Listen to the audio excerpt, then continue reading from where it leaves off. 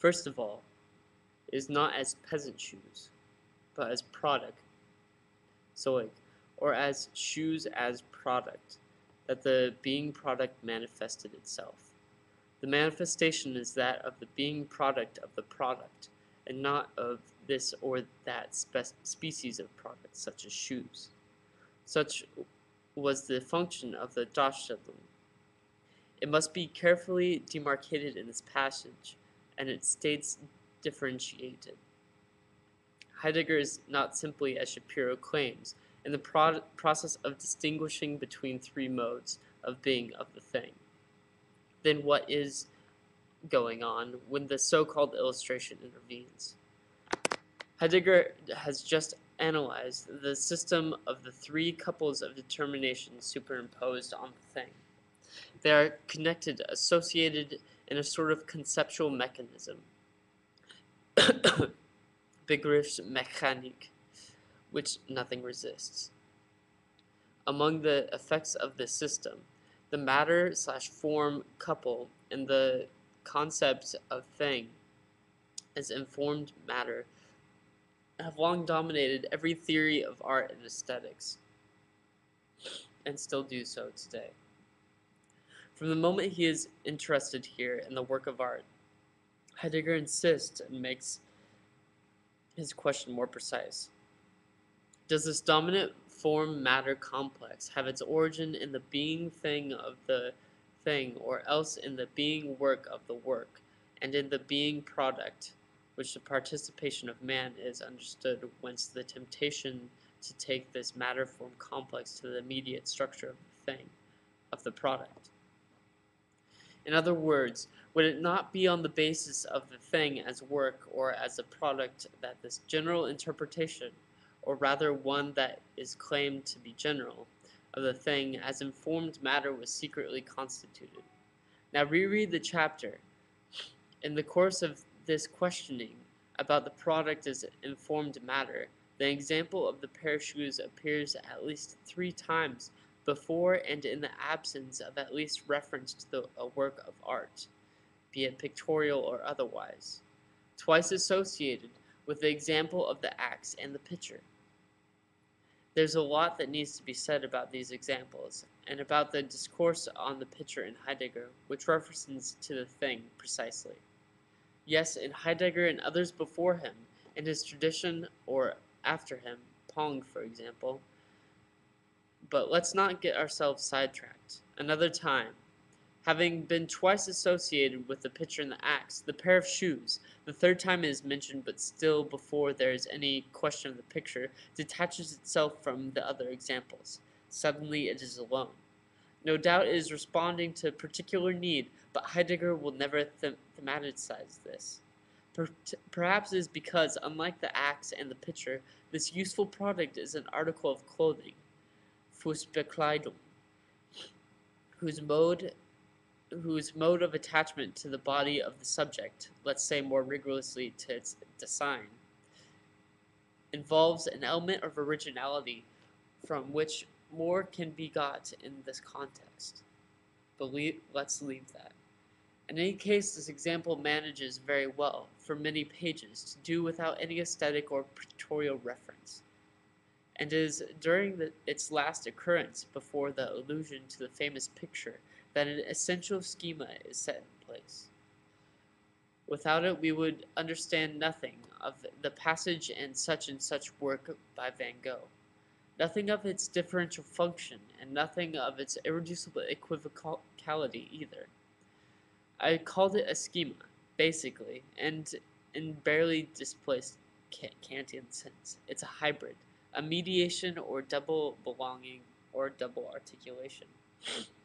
This product, Zoig, seems to be situated between the thing and the work of art. The work is always a work of art in this context, Werk. It shares in both, even though the work resembles Gleicht, the simple thing, more than does the product. The example of the shoes guides the analysis of the schematism when it first set in place. It is only 3 pages later, in order to take a further step, un dépasse plus, in this question of being product, that Heidegger will take up the same example again, this time inside a work of art. We shall see why and how this inside term itself inside out and is crossed with a single step, d'un seul pas franchi. For the moment, the pair of shoes is a paradigm, and its status as a paradigm, as a very noble philosophical genealogy going back to Plato. So we can hear at this point a sort of quotation as encrypted in its conversational in a long discursive chain. Is here a paradigm of the thing as product. It is not yet painted or painting, and it occupies in an exemplary way that intermediate space, Zwischenstellung, the place of the between the interstella, or as the Cour de Barthes might say, the interposture. See his typography in mimesis. Between the mere thing, bloßen Ding, and the work, Werk. When the product is the subject of a work, when the thing as product, shoes, is the subject presented or represented by a thing as work, a picture by Van Gogh, the thing will be too complicated to be treated as lightly and simply as Shapiro does. For then one will have to deal with a work which resembles a mere thing than it does a product, and resembles a mere thing more than a product does, with a work representing or representing a product the status of which is intermediary between the thing and the work. The intermediate mode is in the middle of the other two, which it gathers and divides in itself according to a structure of envelopment which is difficult to spread out. Here, first of all, is the schematism of the product. For example, shoes in general. I pick out and emphasize a few words. The product, Zeug, is an example of the shoe product, Schuhzeug.